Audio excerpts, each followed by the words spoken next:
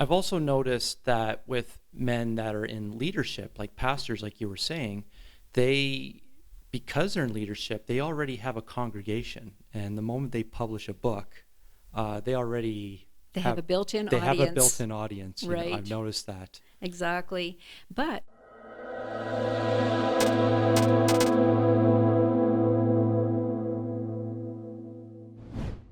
So there's so many books out there in the market. I think what I personally have noticed is it's still an overwhelming difference between male and female authors. I just see so many male authors, and I don't seem to see as much female authors. And I was wondering, what do you think could be some of the reasons why there are not as many female authors? well, I think you're right about that. And I would say that traditionally, uh, more men are in ministry, and so they have more time to study and research and write. And as they're writing sermons, they also have time to write books. So I would say time is a huge factor. And I say the word traditionally because things are changing today. Traditionally, again, more women, at least in my earlier life, stayed home to raise children. And so they're primarily the nurturers of the home. They are the managers of the home. They are the ones that are responsible for hospitality in the home. So their time is taken up doing those things. So I would say that is a huge factor.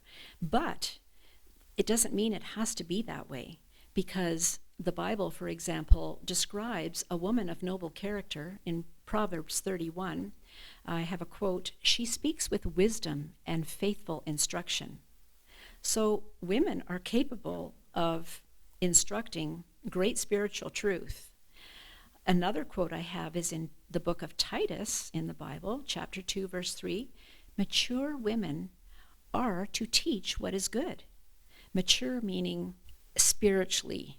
I've also noticed that with men that are in leadership, like pastors, like you were saying, they, because they're in leadership, they already have a congregation. And the moment they publish a book, they already They have a built-in they have a audience. built-in audience. You know, Right. I've noticed that. Exactly. But I feel that things are changing today. We don't keep to the traditional roles that men and women once had.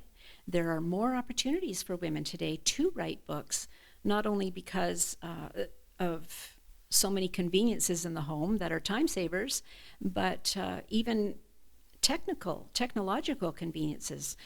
They can stay home and do research online, so they can gather a lot of their material and do their work in this way. You could say actually it's now also going to be benefiting women too, because I think today it's easier than ever now to publish a book. I mean, you're right, you bring up a good point.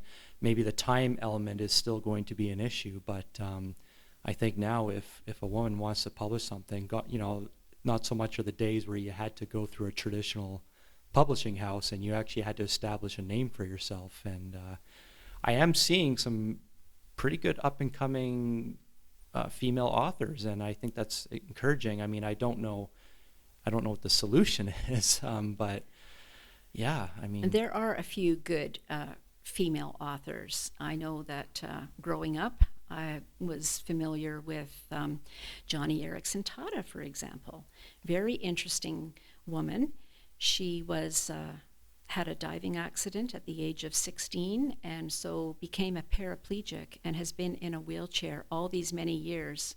And I believe she's possibly close to 70 years old now.